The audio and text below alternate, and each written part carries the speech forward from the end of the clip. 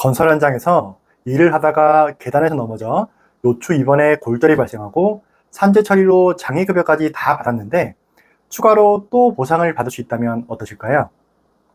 실제로 많은 분들은 산재 처리가 끝났으면 보상이 다 끝난 게 아닌가라고 생각하시는데 실무적으로는 산재 이후에도 추가적으로 검토할 수 있는 보상들이 있습니다. 특히 요추 입원 골절과 같은 척추 골절은 우리 신체에 장기적인 후유증이 남게 되는 부위이기 때문에 산재보험만으로는 충분한 보상을 받지 못하는 경우가 정말 많습니다.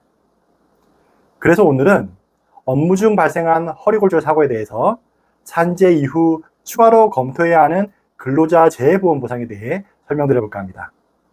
안녕하세요. 핵심만 정확하게 설명드리는 손해자동사 김성겸입니다. 우리가 일을 하다가 다치게 되면 가장 먼저 떠올리는 게 바로 산재보험입니다. 실제로 업무 현장 내에서 발생하는 사고뿐만 아니라 출퇴근 사고나 업무와 관련된 회식 또는 외근 중의 사고도 산재 적용이 가능한 경우가 많은데요.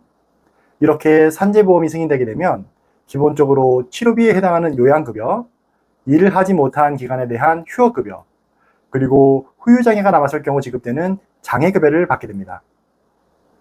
산재는 이렇게 피해자의 과실을 따지지 않고 기본적인 보상을 해주는 제도이긴 하지만 실제로 피해자에게 발생한 모든 손해들을 전부 보상해주는 구조는 아닙니다. 예를 들어 사고로 인한 피해자의 정신적인 위자료나 장애급여로는 부족한 후유증에 대한 손실, 그리고 산재에서는 인정하지 않는 일부 치료비 등의 손해들은 보상이 어렵습니다.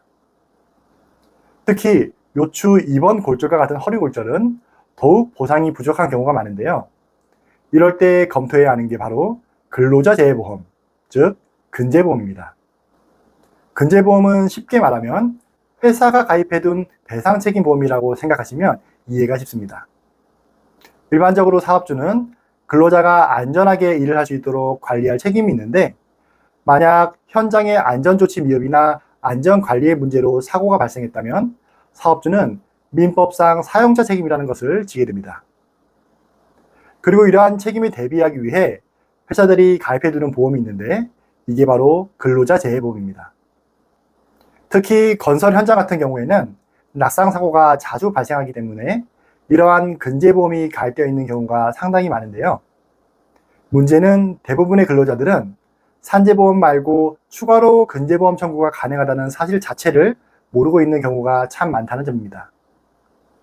실제로 제가 최근 진행했던 환자분은 요추 입원 골절로 산재 처리 후 장애급여까지 받으시고 개인보험의 상해 후유장애 보험금을 받기 위해 연락을 주셨다가 추가로 근로자 재해보험 보상이 가능하다는 설명을 듣고 상당히 기뻐하셨습니다. 이번 환자분은 건설 현장에서 거푸집 작업을 하시던 중 계단 위에서 정리되지 않은 철근에 발이 걸려 넘어지셨고 그 과정에서 뒤로 넘어지며 요추 입원에 압박골절이 발생하셨습니다. 이러한 사고는 단순히 근로자가 운이 나빴던 사고가 아니라 현장 관리 문제에 대한 사업주의 책임을 함께 검토할 수 있는 사고입니다. 즉, 계단 위에 철근 관리가 제대로 되지 않았던 부분에 대해 사업주의 과실 책임이 인정될 가능성이 높다는 거죠. 때문에 피해자는 산재에서 보상받지 못한 손해액에 대해 사업주의 과실 비율만큼 근재보험으로 추가 보상을 받을 수 있습니다. 이번 환자분께서도 요추골절로 인한 근재보험 보상을 검토하셨는데 대부분의 보험사는 보험금이 청구되면 사업주의 책임이 있는 것으로는 보이지 않는다든지 척추골절에 기존 퇴행성 질환의 영향이 크다는 식으로 주장하며 보험금 지급을 거절하거나 불합리하게 줄이려고 하는 경우가 상당히 많습니다.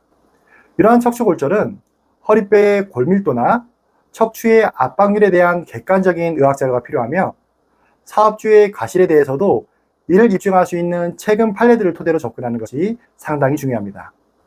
그리고 근재보험은 산재에서 받지 못한 초과 손해에 대해서만 지급하는 것이기 때문에 산재보험으로 어떠한 부분들의 보상이 부족했는지 이에 대한 판단들을 하는 것이 필요합니다. 이번 요추 입원 골절 환자분의 경우 개인적으로 들어둔 상해 후유장애 보험금도 있으셨는데 이렇게 다양한 보상들이 겹쳐 있는 경우에는 각각의 보상 기준에 따라 후유증에 대한 평가가 서로 다르기 때문에 의사에게 후유장애 평가 시 내가 어떠한 내용들이 필요한지 정확히 요청하는 것이 중요합니다. 그렇지 않으면 올바른 후유장애 평가를 받지 못하는 경우가 많이 발생하게 되는데, 이 부분에 대해선 제가 지난번 정리해둔 영상을 끝부분에 링크로 걸어둘 테니 한번 확인해 보시기 바랍니다. 오늘 내용을 한마디로 정리하자면, 산재 처리가 끝났다고 해서 보상이 끝난 것이 아니라 사업주의 과실이 있다면 근제보험을 통한 추가 보상도 반드시 검토해야 한다는 점이며, 이와 관련된 내용들을 제가 운영하는 블로그에도 정리를 해두었으니 여기 더보기란과 고정 댓글도 한번 참고해 보시기 바랍니다. 그럼 다음 영상으로 뵙겠습니다. 감사합니다.